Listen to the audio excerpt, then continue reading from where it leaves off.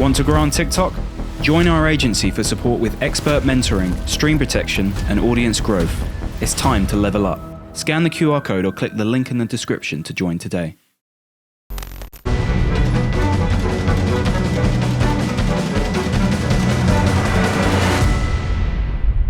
Eamon Khan here for Seconds Out with Callum Simpson. Got a date with Destiny against Steve Woodhull in the new year. Callum, good to see you. How you doing? I'm very well, thank you, mate. Good to see you as well. How are you? Yeah, not bad. All the better for speaking to yourself. Obviously busy last few weeks heading into the new year, but you'll be keeping yourself busy with the training. How is it like, have you had a Christmas camp beforehand? I went out to Tenerife last year for a week in December. That were kind of a bit, well, not really a camp, but to be honest, the last probably 4 Christmases I've trained Christmas Day anyway. I'm always in the gym, like, you know, I train full time now, so there's no reason for me not to. I never have a week off at Christmas or 2 weeks off. You know, it's not like your average job. So I'm always training over Christmas anyway, to be honest. So yeah, it's going to be just as normal, I think. Just as normal. Might have to miss out on gravy on my Christmas dinner or miss out on a bit of pudding, but I'll be all right. So would you take yourself away from the UK for this camp, even for a week, just to take yourself away from kind of the Christmas mindset? I was hoping to, but no, I don't think I'll be doing that. I think I'm going to be staying in my gym where I train normally, and just training as normal. In terms of the opponent, Steve Woodhull, how long had he been on your radar for? Had he been on your mind in terms of someone that you might face in the future? Yeah, to be honest, when I first signed with Boxer, Al Siesta mentioned his name to me. So this was like probably 2 years ago. And they were actually singing his praises, saying how good he was and saying, oh, that'd be a great fight for you. So yes, I've heard about him. That was the first time I heard about him. And then also, actually, when he beat Leron in July, I think it was, my manager, Kevin Marie, texted me saying, Steve's just knocked Leron out. And I replied to him straight away saying, first defence, Steve Woodhull. And that was before I won the British, because I knew I was fighting for the British, but before I even won the British, and it was in my hands, I replied straight away saying first defence, Steve Woodhull. So yeah, that's a fight that I've wanted for a while, and I think, you know, I only want proper fights now, and he's a proper fight. I think it's probably the best fight for me, the hardest fight for me in the division domestically. So yeah, it's a perfect fight. And again, I want to keep on stepping up in levels and proving to myself how good I am and stepping up. And so yeah, it's a perfect fight for me. Does the mindset change at all, or the approach change at all when you know you're in with someone who can change a fight in a flash, like how Steve Woodhull did against Lerone? Not really. No, I think no matter who you fight, you don't really want to get punched, and you're trying to punch them more than you. But yeah, I think in boxing that can happen anytime, no matter who you fight. Anything can change any second. So yeah, I think prepared for this is how I normally prepare. You know, I'll be doing a lot of film study on him, see what he does well, what he doesn't do well, what we can capitalise on, what we want to be careful of, and which we've started doing already, and trying to work it in sparring. So yeah, just as normal, really go about it as I'm fighting everyone else. I'm glad you mentioned the film study, because speaking to you ahead of the fight with Zach Chelli, you mentioned that the Barnsley kind of research team had presented you with a research packet on what Zach Chelli does so well. Have you got the same sort of thing for this camp, or are you doing that yourself? Yeah, we do it ourselves and with the football club as well, so we'll be doing that again, the same thing. Basically, just going through his last few fights, seeing what he does. I think as boxers, as humans, we're creatures of like repetition and character, what we're used to. So, you know, what and like probability as well.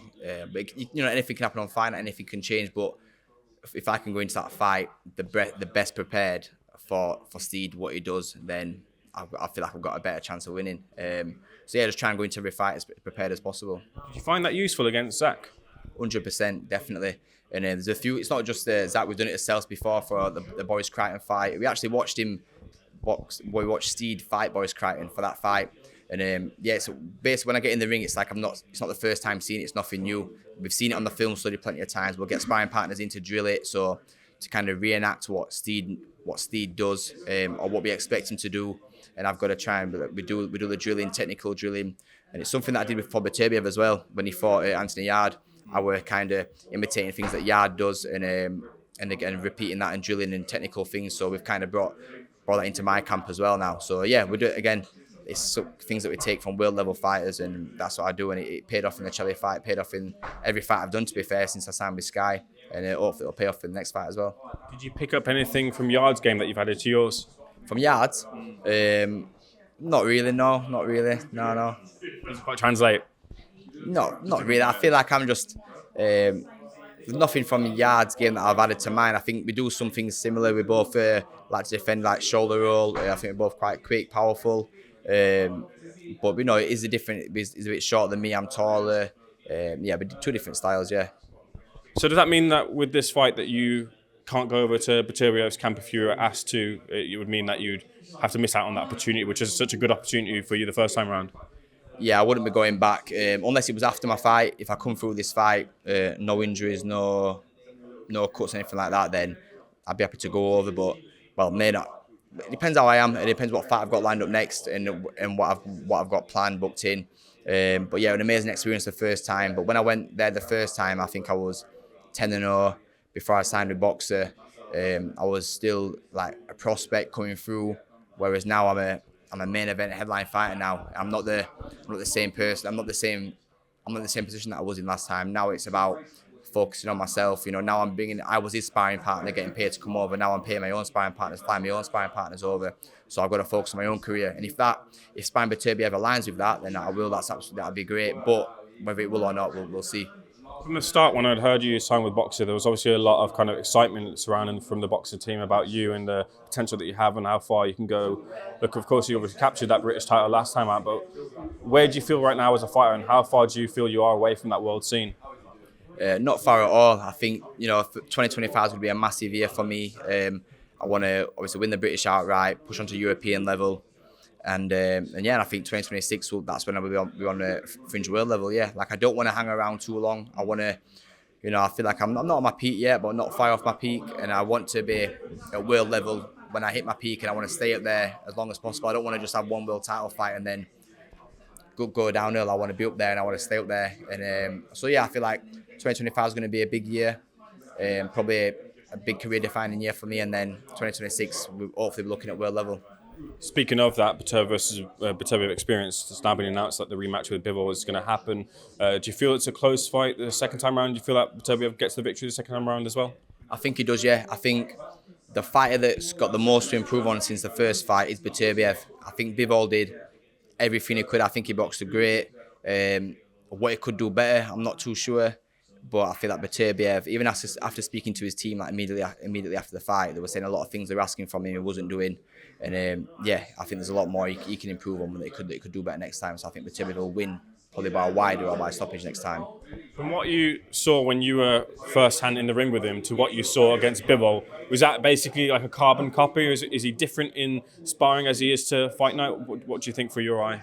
I think it's exactly the same. He puts that consistent, steady pressure on, and moving forward. Yeah, it's just the same really. But I think in the fights probably he steps up the gears or steps on the gas a bit more, I'd say. But yeah, it's very similar. Even when I obviously went over to sparring for the Yard fight, and then watching him at the Yard fight ringside, the same shots that I were catching him with, Yard was catching him with. The same shots that were knocking him off balance, we're doing it with Yard. So whether he actually learnt much from doing the sparring and the drills, I'm not too sure. But it was good to kind of see what we've been working on. Them do it in the ring, yeah, it was quite interesting to see. But yeah, I think he fights very similar to how he spars. Last thing, Callum, I want to touch on, and feel free, you don't have to touch on this if you don't want to, but it's been obviously an emotional year with the loss of your sister earlier this year. Behind the scenes, behind the camera, how have things been with your family and kind of coping with that big loss in the family? Horrible, mate. Yeah, absolutely devastated. The family's devastated. It's heartbreaking what's happened, and but we just there's nothing much to say really. It's just heartbreaking, but I feel like I've got to carry on. Like Lily always were proud of me and what I was doing with boxing, and so I want to keep on making her proud. Even now, she's not here no more. I feel like she's always going to be with me though. And I want to keep on pushing and keep on making her proud and all my other brothers and sisters proud. And I feel like I've got a responsibility to keep on doing that. And yeah. Just my last question on this: has it changed your perspective on life and boxing? Being a big part in your life at all? Yeah, massively. And I think the Oakwell fight as well. That was the last fight that she got to come and watch. I'm so glad that she got to be there to experience the that event and how proud she was of me after that. And so not only was it just a big fight for the night, but it's more. It means more to me because that was the last fight she got to see, and a lot of that, the photos and videos that I've got from that fight of her, they're gonna stay with me for life. But yeah, I think it changes your outlook on life definitely, and I feel like I'm gonna be. I've always been grateful and appreciative, but I'm even more so now, and it just shows that I want to keep on working hard, and life's very short, too short for Lily, and it's short for everyone else as well. So that's why I want to put everything into everything to boxing, make the sacrifice that I need to make, and just keep making her proud and keep making myself proud as well. Callum, very well said. Thank you for sharing that with me. Wish you all the best for your next fight, and as usual, keeping an eye on your career. So thank you so much. Appreciate it.